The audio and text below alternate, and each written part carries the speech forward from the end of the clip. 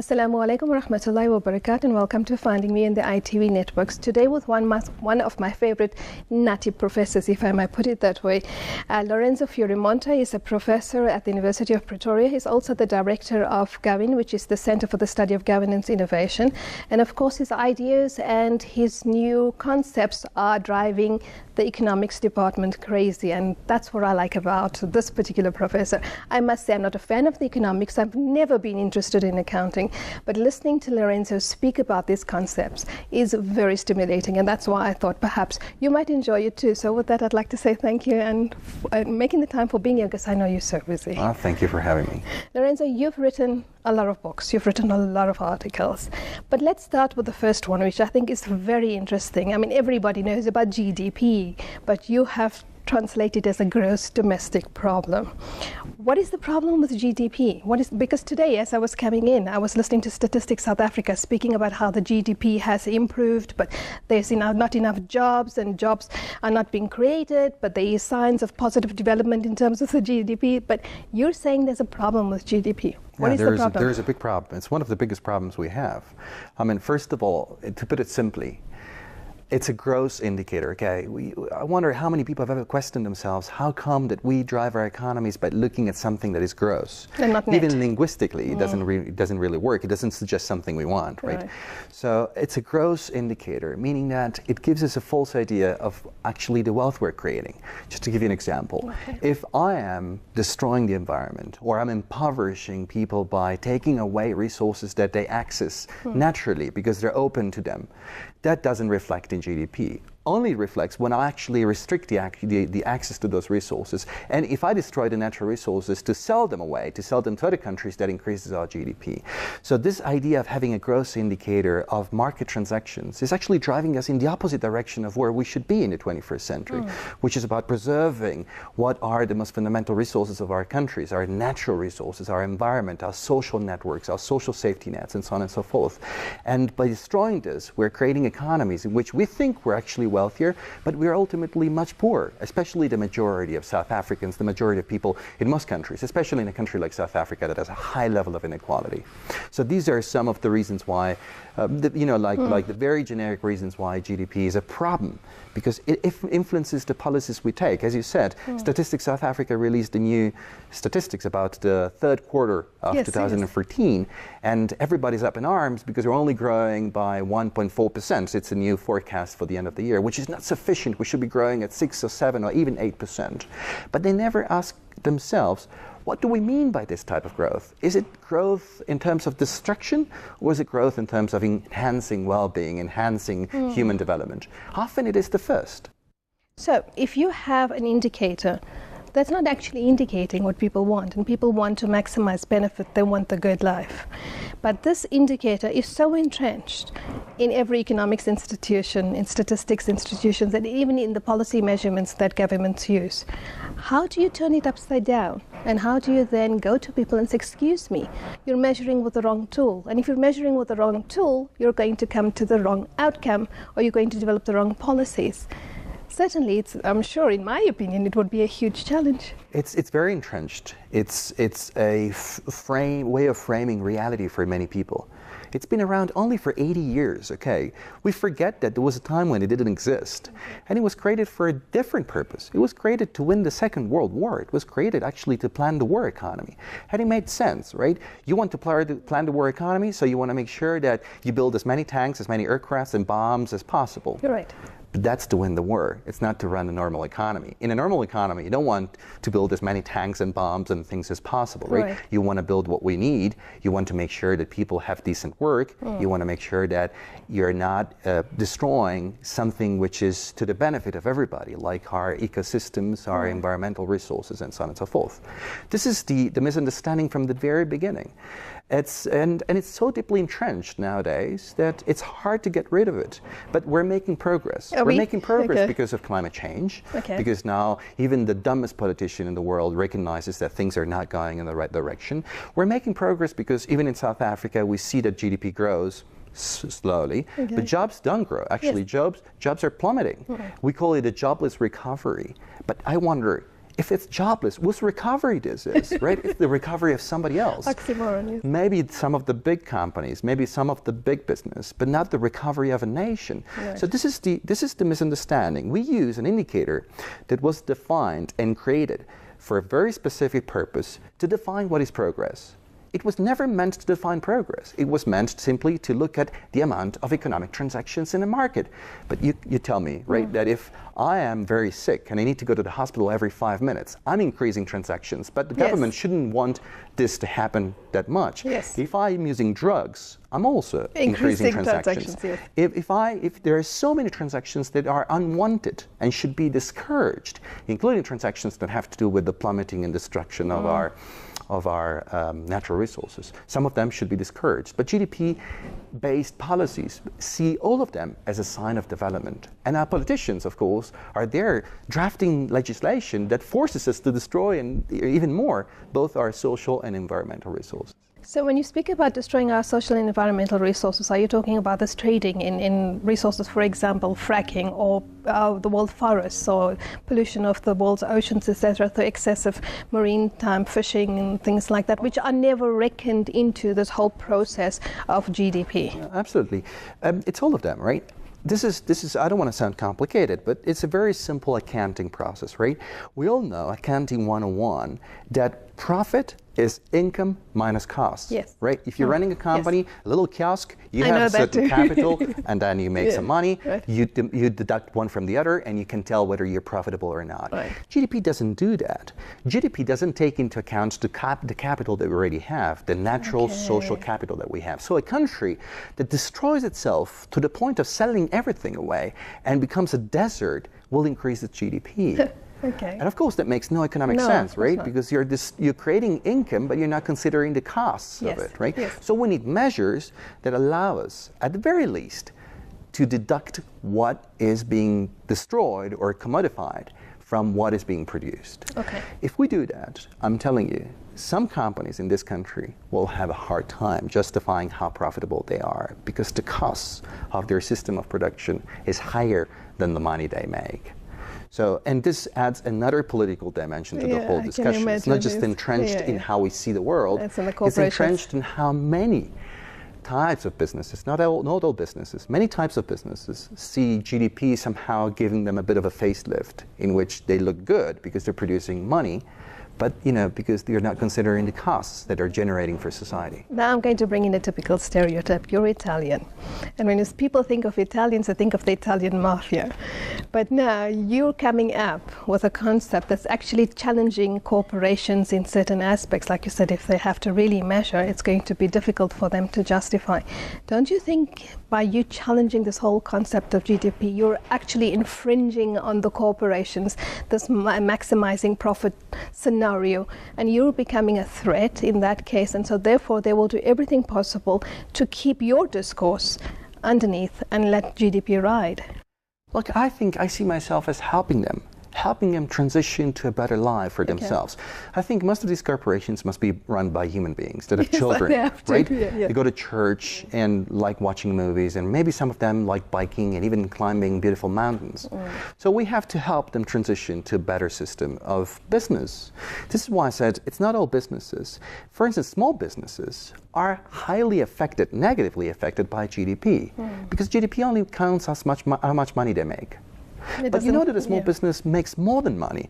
Small businesses provide services to poor people. Small businesses waste less because an artisan doesn't have the same economies of scale of a big company. So all these things count in favor of small businesses. But the indicator that we use is punishing them because they say, well, you're small, you're nice and cute, but you're not as good as these big guys. That's right. But actually, the opposite is true. Small businesses are much more efficient and should be regarded as the main drivers of job creation rather than the big ones. Okay, now that you're talking about small business, there's a real problem in Pretoria, for example. There's so many informal settlers and, of course, informal businesses in the area around town. But this new vision of the Pretoria city is to drive out the informal traders and to create more malls, etc., to beautify it according to the European concept of beautification. Now, how do we address that? Because what you're saying and what they're proposing is two different things. Two polar opposites. And this is exactly one way in which GDP is affecting our social environment, social landscape, actually even the geographical landscape. You see, our cities are no longer places to meet, are places to go shopping. This is what we're turning our spatial society into a big shopping mall. And this is very, very extremely pronounced in South Africa. Now, of course, if a mayor wants to increase GDP, he has to drive out all small businesses, build big malls, force people to go shopping, and he will be rewarded. His numbers will go up. But that's exactly the opposite of what we need, especially if you're serious about fighting poverty, because poor people don't go to malls. If you destroy the small informal economy, towards which I don't necessarily have a positive or a negative view. I'm simply looking at the facts. The informal economy is catering for people that do not have access to the formal economy. These are poor people. If you destroy that and replace it with formalized systems, those people will be kicked out of whatever type of economy they have. So I think it should be very much the opposite.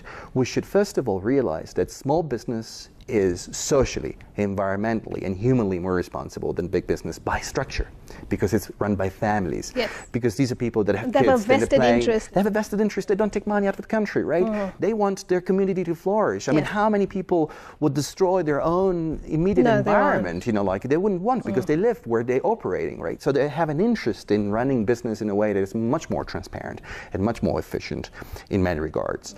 Also, the informal economy should be given a possibility of regularizing itself without necessarily formalizing. This happens in many other countries in which you can stay informal, but still have flea markets and so on and so forth, but still have a minimum level of transparency and accountability towards the taxman and towards the state. That's the way to go. Rather than telling them disband and open a shop if you want, you should be saying stay where you are, just like NGOs and nonprofits. We don't want them to become for-profit corporations, right? We want them to stay nonprofit. We want them to stay small, but say here are a couple of requirements to make sure that labor is not exploited, that you're actually complying with a few requirements, and that you can also pay your contribution to the revenues of the state and so on and so forth, probably just a limited amount or a fixed amount. And you're creating a type of economy which is highly accessible, that is spread throughout the country, not just in the urban centers, and actually delivers services efficiently to those who need it. Okay, now I have to stop you there because we're going to a break, but we'll see you after the break.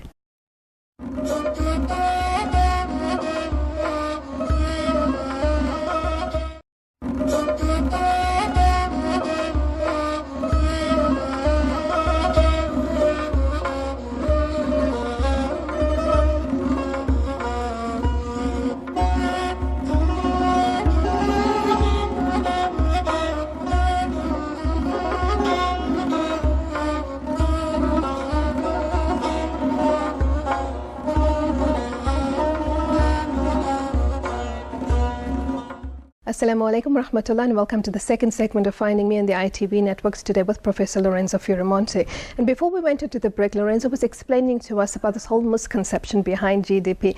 Lorenzo, I think people are going to actually sit up and say, aha, it's something we've never thought about. But there's another thing in terms of the books that you have written. I mean, you've written The World's Most Powerful Number, an assessment of 80 years of GDP ideology, and then How Numbers Rule the World, the use and abuse of statistics in global politics. And all of that has contributed to the articles that you write. But perhaps for me, the most interesting one is Africa Rising, Think Again. And I'm the eternal optimist, and I'm on that platform at the moment where I do believe Africa is rising. But now you've put a question mark to that. Why? Because I question what we mean by Africa Rising. Okay, so the whole idea of Africa Rising comes from a 2010 McKinsey report on the Lions on the Move. Again, an international company, US-based, looking at Africa as a GDP conceptualization, right? They looked at the GDP of these countries and they said, oh, they're growing fast, because especially at a time when the rest of the world wasn't growing as fast, so all of a sudden here is a new land of opportunity, right? That was the main purpose behind it. And of course, African politicians immediately jumped on the bandwagon. For the first time, this is no longer the hopeless continent. They treat us with respect. Right. But behind this is a statistical trick. We have already discussed why GDP is misleading, okay? Many of these countries are growing fast because their economies are either very small and they're basing most of their economic growth on selling commodities and raw materials to the rest of the world. And that was a time in which commodities were very expensive, right? So oil, coal, platinum, minerals of all sorts, and so on and so forth. And also on the destruction of the natural resources that they have. As I've said, it's interesting. If I grow trees at home, it doesn't add to GDP. Right. But if I chop the trees, down, it does. Yeah. So it's this vicious circle of destruction that looks good in statistical terms. Now, here is the Africa Rising mantra. When we're looking at, are Africans doing better? Have we really managed to overcome poverty? Do we really have a sustainable middle class? All of these are not there. The middle class, we know, is another statistical trick because the African Development Bank considers a household to be part of the middle class if they spend more than $2 a day. Wow. You can hardly buy a bottle of beer with $2 a day. That doesn't make you middle class. So again, the parameters we're using are, of course, nobody checks the methodology. Isn't anybody challenging these questions? Of course. There are reports, but the journalists, the media, we have journalists that don't understand numbers. They simply report on the official news. They don't look at the details, fine print, so the fine print. They don't understand statistics, so they take it as given, right? And then you read a report, you read commentaries, but it doesn't make it into the mainstream media discourse. So on the middle class, we know it's a statistical trick. We know that our wealth is shrinking because when the World Bank measures how much we're destroying our natural resources, these are natural resources that are not coming back. May come back, maybe some of them in a few million years. Oh, so it's almost non-renewable. They're basically non-renewable, of course, unless you're taking a time horizon of millions and millions of years. It took millions of years actually to put the coal where it is, and it takes only a few weeks to destroy it, to take it out, right? Besides the environmental costs of what it is. So if we're taking this, and we're taking also into account the inequality that is on the rise in the continent, because some money is being made. Okay, let's make no mistake. Some money is being made, but this money is highly concentrated. Going to the people, yeah. So it's creating more inequality. And we all know from basic economics that real poverty after a certain stage is more about relative deprivation. It's more about inequality than poverty per se. You feel poor after a certain level if your neighbor is much more wealthier than you, because that will create inflation within the community. Schools will be more expensive and so on and so forth. So your actual costs will go up because people are wealthier around you. So if this is concentrated in a few hands, not good. And it's not me saying this, it's the World Bank, it's even the IMF, even the World Economic Forum considers inequality the greatest threat to stability in the world. So because of all these reasons, we say Africa is not rising, guys. If there's one thing rising in Africa, it's the Africans. It's in the Arab Spring, it's in Burkina Faso, it is in the small individual leaders. It's the people that are upset. They're upset, and they've been waiting for development in this continent for so long, and now they're upset. They're upset, and they're taking to the streets. More than 11,000 protests just in South Africa in the first 11 months of the year. And so we see Africans rising much more than Africa rising. Okay, now you've written another very interesting article, and it's competing with capitalism to maximize well-being. And this was published on Truth Out, and Truth Out challenges the corporate narrative that maintains the status quo.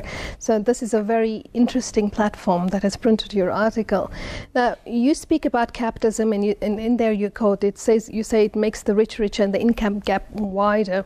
It eventually leads to plutocracy. Why do you feel that this time has come now to challenge this whole concept of capitalism in terms of maximizing well-being? What we say about capitalism, I don't have a specific issue against capitalism, right? But if you read the latest reports by a number of reputable sources, including a best-selling book, Capital in the 21st Century, written by French economist Thomas Piketty, which is considered the most influential economics book in 2014. Okay, We all know that this system of concentration of wealth tends to reinforce itself. This has been going on for about 150 years. Okay, we didn't have the data. We had anecdotal evidence and some specific data. Now we have data across different countries. So it's happening. Okay. Right. It's the top 1%. It's a structure. It's more than the top 1%. It's even less than 1% now. Okay. It seems to be 0.7 according to Credit Suisse. Okay. So it's concentrating wealth in the hands of very few people, both at the national and at the global level. Now we're saying capitalism or our economic system, even if it's socialism, it would be the same. We're created in order to increase well-being, to make our lives better, to put it simply, right? Yes. So that's their final goal. Now we say maybe time has come for us to challenge the status quo, capitalism, socialism, all the different systems, all the isms you can come up with, and saying if we build a different economic system that can achieve well-being more easily and more efficiently, we can outcompete all of them. We may not generate as much money, but the end goal is not money generation. It's actually well-being, right? It's always been. Yes. And we thought money was a means to an end. But if we creating an economy that it can increase well-being and even maybe make less money, we have outcompeted them because the end goal would be maximizing well-being. Yeah, we're all looking for the good life, isn't it? Absolutely. I mean, this is what matters. I mean, would you like to be richer but with a cancer, or without a cancer and a bit poor?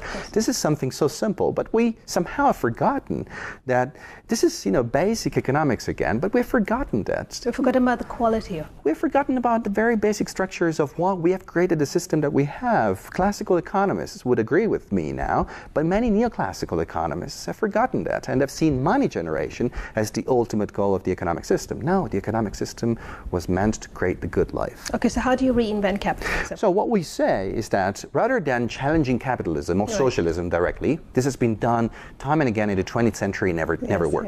We say, okay, can we start building at least a parallel economic system? Keep the system as is, but then get more and more people on board and create a parallel system in which you use alternative currencies that are not interest-based, for instance. You're creating ways in which people can exchange goods and services among themselves.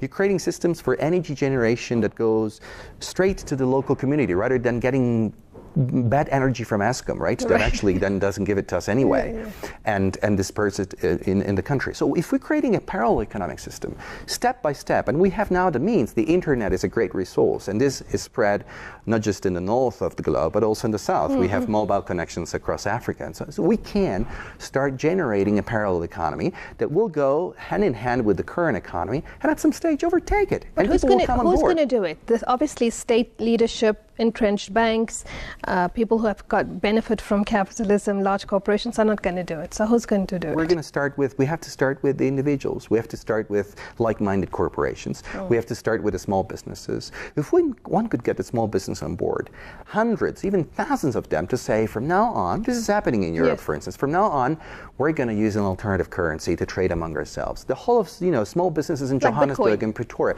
I would say Bitcoin is not a good example, but an example of a locally controlled currency, a currency that is actually controlled by a network of organizations among themselves, not something that has been generated by a Japanese hacker and you never know what's behind it, right? But something which is localized.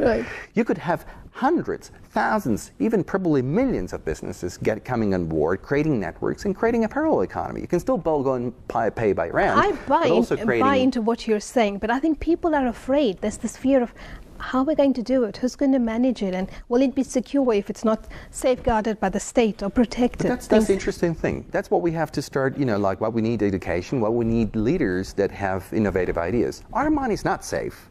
We have lost all of it in 2007. It disappeared. And there's no guarantee. I mean, nowadays, I think 2007, 2008 was a great reality check. Putting your money into a bank is a way of losing money. It's not a way of guaranteeing money.